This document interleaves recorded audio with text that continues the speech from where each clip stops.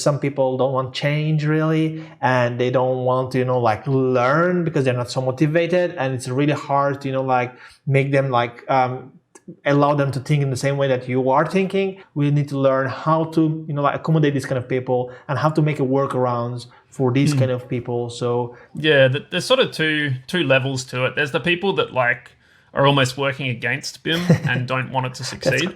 And then there's the ones that do want it to succeed, but they don't quite understand what you're trying to tell them. And that's the group that I'm more focused on, where if they have the right idea or the right system, they will follow it. But if they're the ones saying that, BIM ruins architecture, I'm like, I don't want to talk to those people. Like I have a couple of quotes for this, because when they say BIM ruins architecture, actually AutoCAD also ruins architecture. So you need to still do the design in pen and paper. Like if you do with the CAD lines, you constrain yourself to a software. So BIM does the same thing. It's just you constrain yourself, your design to the software. So if you actually, instead of using a software, if you use your creativity and you're like conceptually anything, all your designs, and then whatever platform you want, and you use your BIM for production, then actually it benefits you because you can spare more time on designing and less time on production. So when you change a couple of bits and pieces, it's all about information management. People are confused about like BIM when like they say it ruins the like the workflow, because they think about BIM is Revit, and BIM is in reality is information management. So they don't understand that. It's like how you manage the information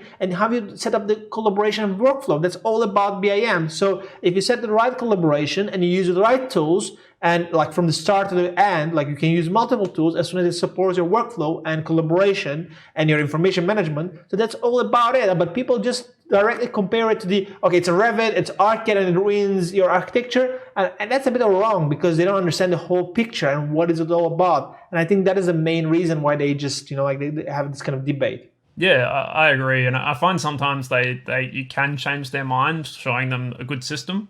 And sometimes you can't, like, even if they see a good system, it's not their system, so they don't want to see it. So sometimes you figure out which battles are worth fighting or which ones you're going to win, and which battles have already been lost before you even started talking to them, I guess. So there's a lot of different types of people. It's a little bit about I think it goes to beyond, technical skills. It's more about people management, I would say, and change management. So it's like kind of how can you, it's not about BIM, but it's about changing that person's mindset. So it's about, you need to manage that person and do kind of like a people management techniques. So in a way to showcase him like step by step how it can evolve better things. Maybe, you need to find how to communicate with him efficiently. You need to understand, like show him some empathy. You need to manage your conflicts with that person. So in that way, I actually managed to convince a couple of people who were like hardly like, I don't want BIM. It's like it will ruin our workflow, and they start seeing bits and pieces. We start communicating effectively, and they start making empathy, and they start seeing results, and actually they slowly start changing their mind, because some people, it's natural that they are really like narrow-minded, and it's there's no offense, but it's just that they stick to one thing and they don't want to do like the best. But it's sometimes good that like narrow mind is good, like finishing tasks and delivering results, yes, but sometimes it's good to open your perspective and seeing other things that might actually be more efficient in the long term. So that's like kind of the debate. It's about making people comfortable too, I guess. A lot of people aren't necessarily comfortable using BIM at first, and it can be hard for them to break that comfort barrier. And I find sometimes showing them how they can fit into the process is the key as well, saying there is a place for you with BIM. You don't have to be opening Revit, but maybe you're using a collaboration program, you're just looking at a 3D PDF. Like, you find that little gateway for them into the process, and that's usually what I find helps too, if they can see that they still have value in the workflow of BIM or the processes of BIM.